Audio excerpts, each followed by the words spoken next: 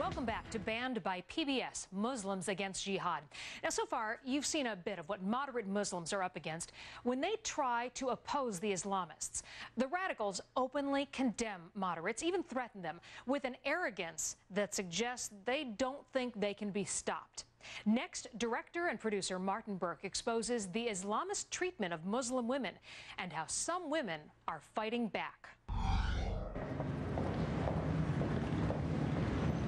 The pressure from such Islamists is felt most directly by Muslim families in the West, in the ways that children are raised and women are expected to behave.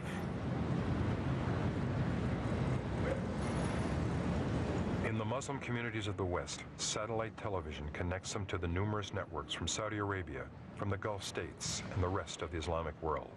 It is a link that has sometimes been used to instill a kind of social continuity with the cultures of the Middle East, including in one of the most important matters, the ways in which women should be treated.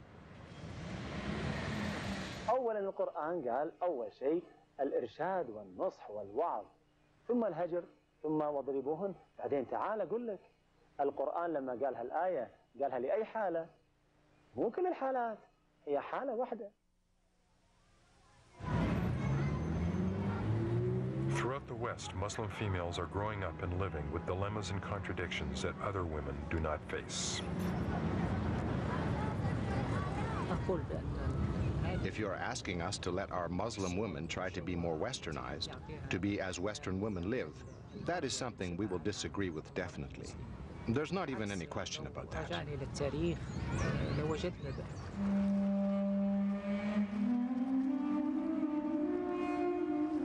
Recently, somewhere in Denmark, a heavily guarded building was taken over by a group trying to shelter Muslim women who are fleeing from arranged marriages and abusive treatment by males in their family, including brothers, fathers, uncles, cousins.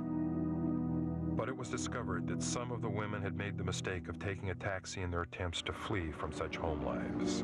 In several cases, the Muslim taxi drivers had simply turned the women over to the same males in their family from whom they had been trying to escape.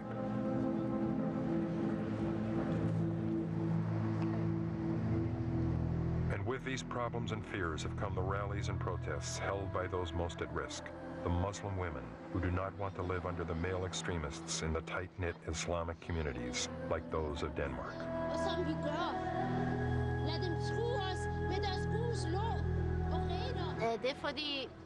I'm one of the few who steps forward and says what she means. I'm called an infidel because I say Islam is suppressing women. And that's why I can't walk on the streets, because they know me. The Islamists know me. But we step forward because we have to do it, even though we know it's dangerous. We have to do it. Jihad emigrated to Denmark from Iran and found herself appalled at the way Muslim women were still forced into arranged marriages or were beaten if they did not comply with the will of husbands, fathers, or brothers. To protest these conditions, she established a group of Islamic women, some of whose faces cannot be shown for fear of reprisal from male relatives.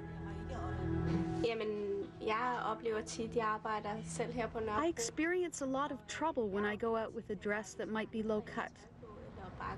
I'm threatened by these Islamists, these men who sometimes stop their cars, and the young men, immigrant Muslim men, as they scream obscenities and they throw eggs at me. Well, we've talked to women here in Denmark, Muslim women, who are afraid and feel that they will be completely dominated by men in a way they don't want if you get your way.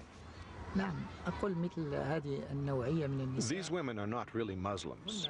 They are what we call democratized. They think they have women's rights, but really they are being limited. They are limited more than they are being given any rights.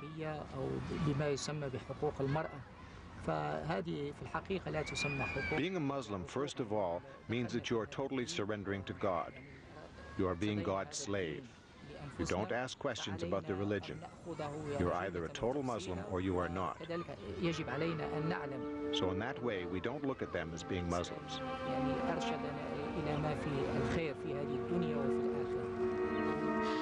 for eksempel, hvad laver du her uden tørklæde? Du skal ikke vise dig her igen. These people threaten small girls, telling them not to show themselves unless they are dressed like good Muslims.